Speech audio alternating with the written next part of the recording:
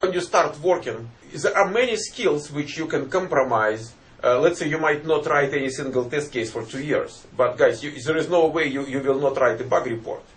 And it might happen your very first day at work. So we want you to understand the bug tracking systems.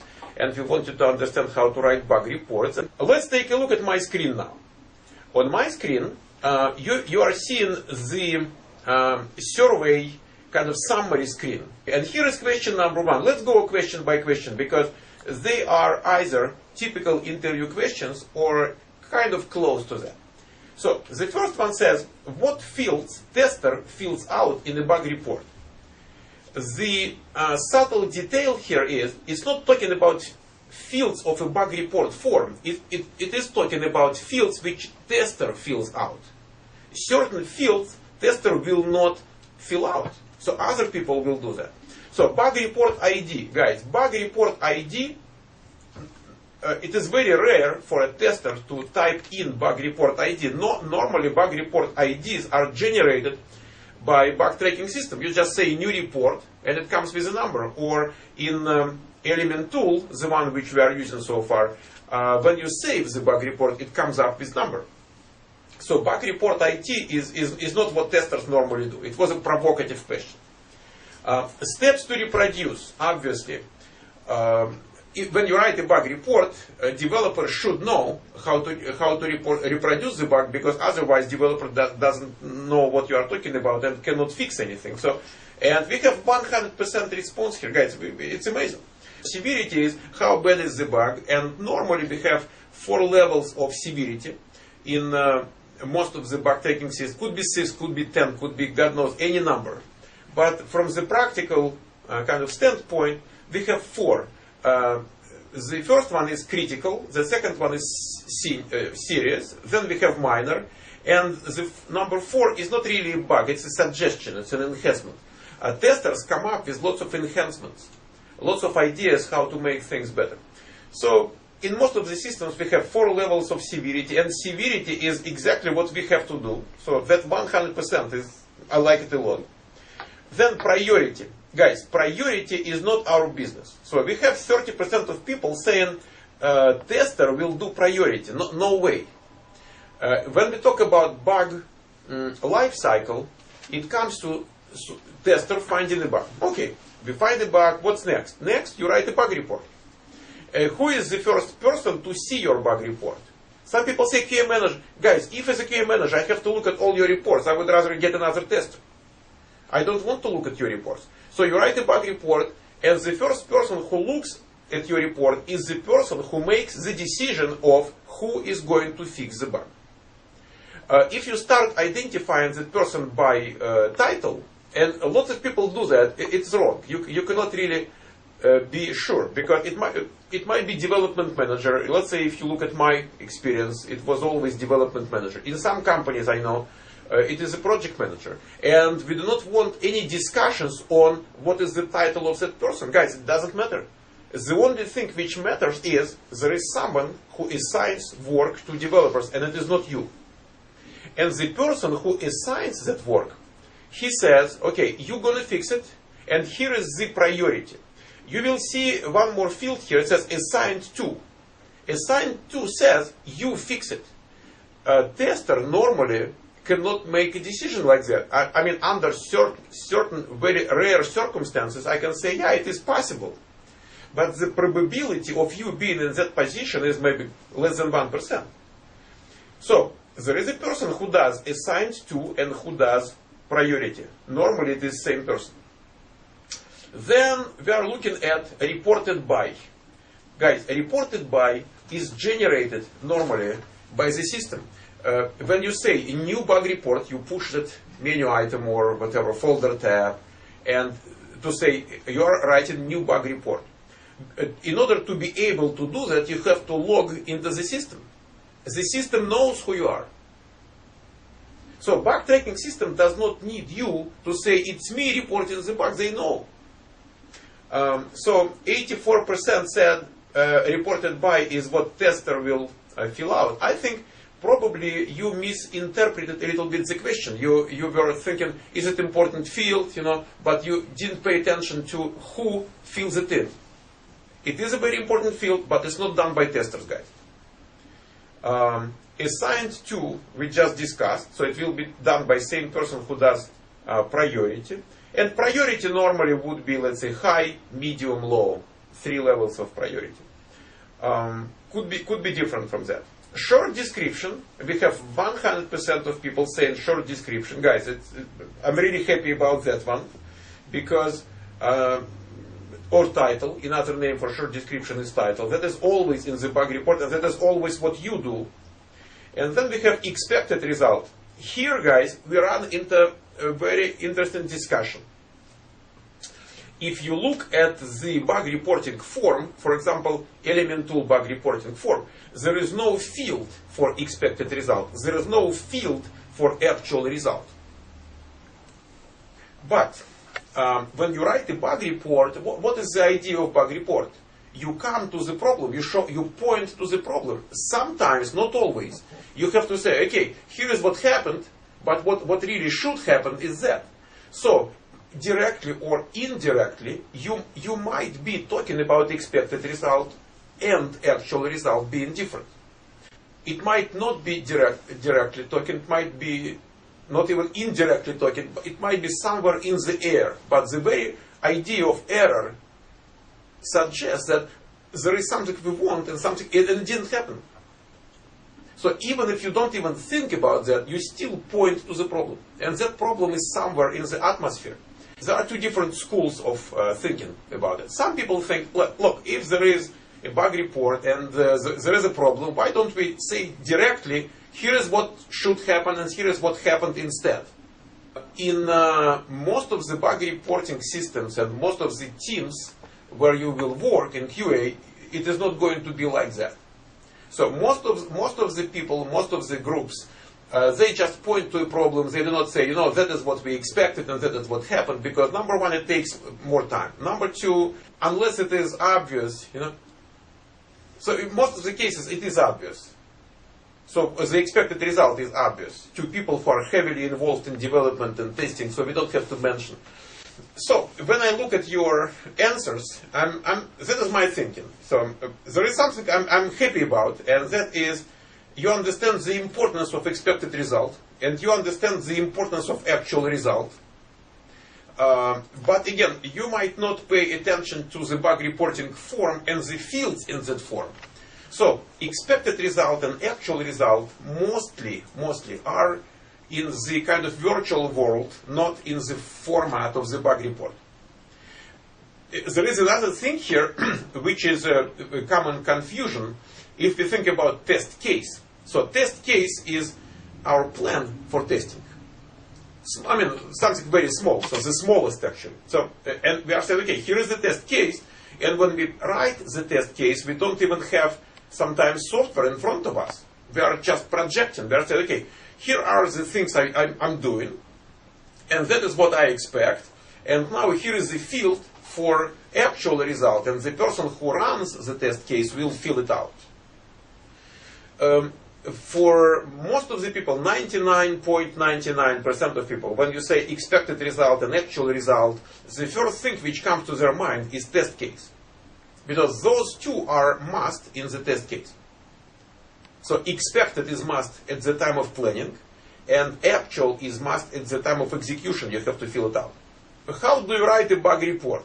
The one says, immediately upon identifying the problem and making sure it is reproducible, and we have 78%, which is very good. Oh, absolutely, guys. We write the bug report immediately upon making sure we have a bug. We do not write it immediately upon scratching our head and saying, something is definitely wrong here, I'm not sure what. Okay, if you are not sure what, it's not time for writing bug report. So that one is pretty good. I just don't know why, some people decided not. It's not important to report the bug immediately. It is important.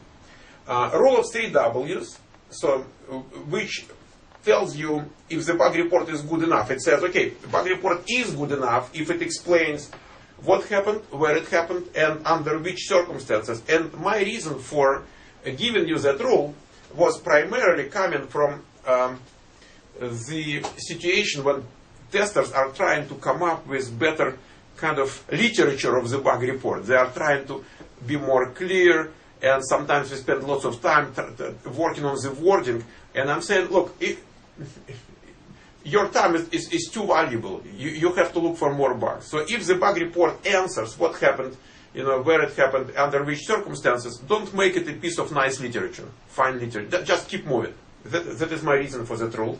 And we have 100% of people saying, yes, that is what we want in a bug report. Good. How we write bug reports. Write one bug report for no more than 5 fixes. Guys, we have multiple answers to provoke you for bad answers. And on one hand, and to point to the fact that one bug report is written for just one fix to be verified. If you put in one bug report more than one fix, then imagine you have 3 problems in one bug report and they fix one. What should you do now?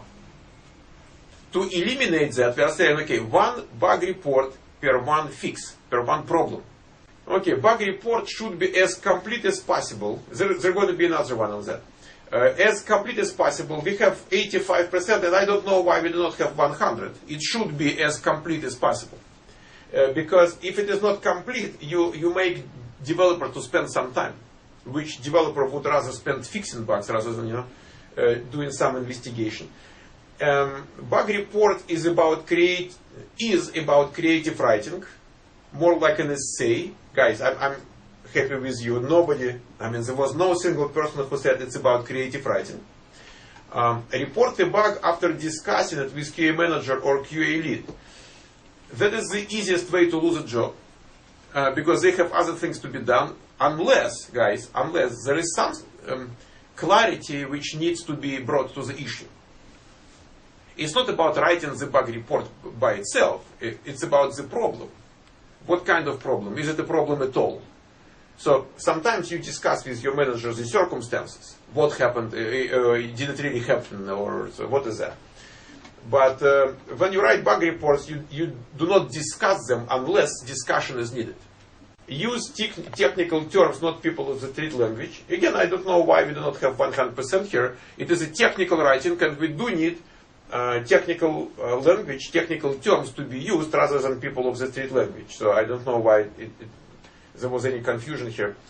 And then new testers, guys, that last question comes from a discussion I had a couple of days ago. I was teaching a class.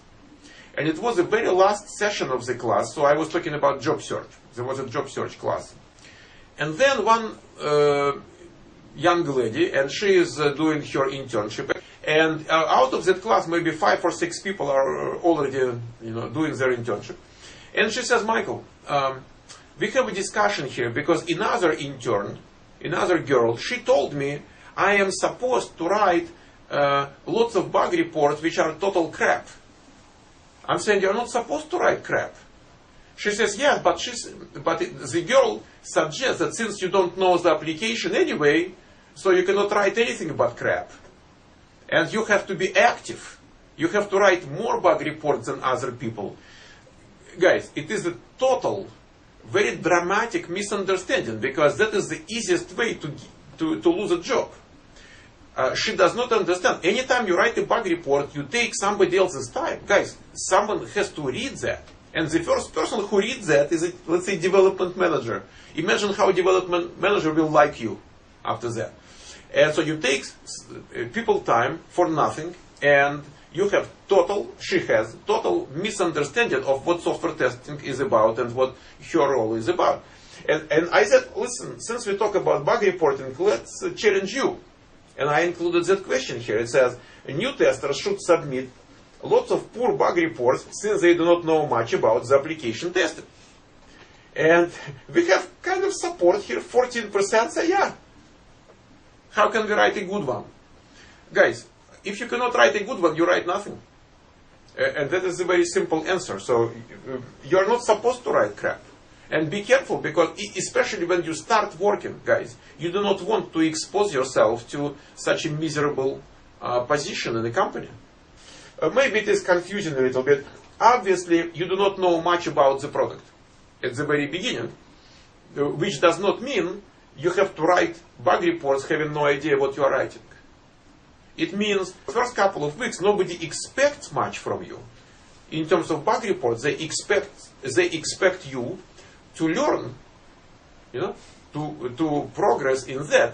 And that is one of the reasons we emphasized knowledge of graphic user interface. So when you start working and you don't know much about functionality, at least you can write bug reports on graphic user interface. So it is a total defeat of what we teach in the school. We are saying, first time, people do not expect much. And she says, yes, they expect a lot and they expect crap. Not even close. What is the single most important field of a bug report form? Guys, that is an interview question. It came to our list from actual interviews. A single most important field of a bug report form. The question by itself is very provocative because single field in the form is nothing. I mean, you cannot have a bug report in a form of just one field. But the idea of the question is, okay, if you have to keep just one, which one would you keep? So we have different opinions here. One says bug report ID. Okay, to analyze, let me ask you a question. So when you write a bug report, what is the ultimate goal in writing bug report? Why in the world you write that bug report? What do you want to achieve? Fix it, yes. From the perspective of fixing the bug. Let's imagine you report a bug report. You are saying bug report number 75. Who is going to fix that? I mean, really, is it possible to fix the bug if all you know is just a number? No. So bug report ID obviously is not the most important one. Then we have priority. Guys, priority is important. And the severity is important. And altogether we have 20% of you, over 20%, saying either severity or priority. But it is not the most important. You might say, you know what, something happened, it's real bad, but I'm not telling you. Yeah, go fix it. So then we have two candidates. We have steps to reproduce and short description. Short description is something nice. It gives people an overall idea of what happened, but it is not supposed to be good enough to reproduce the bug. So the only field which allows developer to fix it. It's not going to be convenient at all. But the only field which allows developers to fix it is steps to reproduce. Okay, keep moving. How can a tester be sure that bug was fixed? We have some provocative answers and some which are exactly what tester is going to be doing. So it says repeat the steps of reproduce in the bug report. Absolutely. Guys, sometimes we have to verify bug report fixed, which we didn't write ourselves. So let's say manager says, you know what, why don't you go and look at somebody else's bug reports, help him. And you start reading somebody else's bug reports. How do you know if it is fixed or not? It's not even you who wrote that. You just follow the steps. That is exactly how you make sure the bug is fixed. You follow the steps. Then we have a couple of more answers here. So one is get an approval of a QA manager, which is a severe violation of the processes, because QA manager has his own job, and you are supposed to be writing good bug reports just to get a job. If you cannot do it, you cannot do the job. You cannot keep the job. Confirm with developer over the phone or via email. Guys, sometimes we do that. Sometimes, certain things are not clear, so you call or email, but it is not exactly how testers normally does that. As an exception, yes, but not as a normal procedure.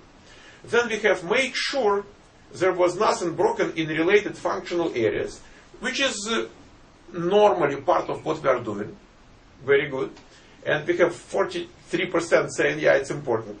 And that one, I don't know why, another 43% or same 43% said, make sure the status of the bug report is fixed. It is not how you, guys, the status could be anything. The status could be fixed, doesn't mean that anything is fixed. So, it is not a part of the procedure. Unless the status is fixed, you will probably not know the bug is fixed. But it is not something you have to go and make sure. It's a part of your thinking, and it's a kind of something you take care about. Not really. It just happens. In the background, you never think about. Who can change severity in previously reported bugs? Who can change severity? Severity is something testers provide, not priority. Severity. So, who can change severity? Whoever has more rights than you do, guys. Not developer though. A QA manager can change severity, absolutely. A tester can change severity, absolutely. There was a discussion, we reconsidered, and so I can change it. Developer cannot, guys. Developer cannot change it. Then development manager, absolutely. Development manager can change even priority. So he obviously can change severity. Marketing manager, business analyst, yeah, so good. Again, everything is possible under the moon. So let's say in that specific company, they allow business analysts to do that. But it is rather abnormal than kind of typical for software development organization. How many errors can testers submit on one problem report? Okay, now guys, we have choices. Only one error, no more than 5, no more than 10, unlimited, and normally it's like practically, yeah, it's 2-3 per bug report. So we have answers practically in all the categories with exception of unlimited. Okay. So someone says no more than 5, another one says no more than 10, some people say 2-3 is fine. So 20% are coming with wrong answers here. And as we discussed already, one bug report per one bug to be fixed and verified fixed. Good. And then we have, what is main purpose of finding bugs? Guys, when we find bugs and report bugs, obviously there are multiple things coming out of it. We have 93%, almost 93% who are saying to fix them. And honestly, I'm surprised why we do not have 100%. Because it is a major, from QA perspective, guys, that is the major aspect of finding and reporting a bug. So if it is not being fixed, so why? Then I mean, maybe I would rather find and report another bug which will be fixed. So you want your bugs fixed. To inform management about existing errors. Obviously, guys, management keeps an eye on bugs reported, especially high-profile bugs, critical bugs. So they want to know how bad the product is or how good the product is. And it is one of the important implications. Then it says to improve the development methodology so we have less bugs in the future. There are so many ideas in the atmosphere, okay, how to make it better. It comes to not being able to hire the right people, not having enough time, not having enough money, people working all over the globe, and now we have communication problems. And, well, obviously, it's not exactly why we write bug reports, but there might be some projection on that as well. To collect data for statistical analysis, yes and no. Obviously, there are some meetings, there are some discussions in which we look at statistics. But it is not why we really write bug reports. It's too expensive, to get statistics that way. So again, it is one of the implications of the bug reporting system and bug reporting process. But it is obviously not the main purpose. And then we have very strong candidate, which comes with 35.7%, and that is to make sure the most severe problems are not present in released software. Guys, if the most severe problems are the main issue, why in the world we report problems which are not severe at all? Why would we report minor problems? Why would we report, serious problems? Why don't we report just crashes? And by the way, in some companies, they will tell you, listen, unless it is a crash, don't even bother reporting. So it exists in the real world, but it is relatively rare. So some companies are kind of on the very edge of survival. They cannot really talk about high quality software. They just want to survive. They just need to come up with something, get another round of financing and survive for another 3 months or 6 months or 1 year. There is one discussion here which I want you to kind of be part of. In today's world, software cannot be quality software unless we are in a very narrow niche. Sometimes software is mission critical, so it might be of military usage, or it might be involving human life, or let's say medical devices or medical applications, environmental, something real critical. So if something happens, it's going to be millions or maybe human lives and this and that. So otherwise, if you look at web applications, simple basic web applications, something which everybody is using every day, that software is supposed to be of a very low quality. Why it happens? Let's say you put $1 million and, let me write it here.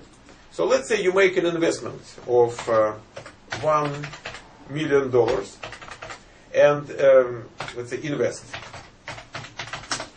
And as a result of that, we have return. And our return is, let's say we are lucky, and it is positive. Guys, we are lucky because most of the people will probably lose money that way. And let's say we made $1.2 million. Huh? How do you like that? So we have 20% return on investment. And then, but software is crap. And you think, no, guys, next time we are not going to do that. Next time we are going to do real quality software. So we will invest $5 million. $5 million. How much money do you think we will get back on that? I mean, the dream quality software, real dream stuff. How much are we going to make? Tell me. It's not 1.2 anymore. How much? Huh? 6? Come on. No, not really. Okay, let's say 1.5 if you are lucky. Money-wise, it makes no sense. You can make it perfect, but that way you're going to lose money. So it should be good enough. And the market is so competitive. Think about web application. Think about mobile application. Think about, go to Google and search for something. See how much of competition is there. And competition comes with new features. I wouldn't say every day, maybe once a week, And to survive, you have to do things fast. You do not have 6 months to produce quality software. You have to do that on the fly. We will talk in that course about agile development model. So it is supposed to be good enough. And good enough in today's world means crap. A real bad one. Then, guys, what happens? Imagine we spent $5 million instead of 1 million. How soon do you think we have to completely redo the software? How long we will be benefited from that perfectly done software? For how long? 6 years, 10 years, 3 months? See what I mean? In the web applications world, it is not going to be for too long. So it literally makes no sense to produce, financial sense to produce high quality software, especially in today's world.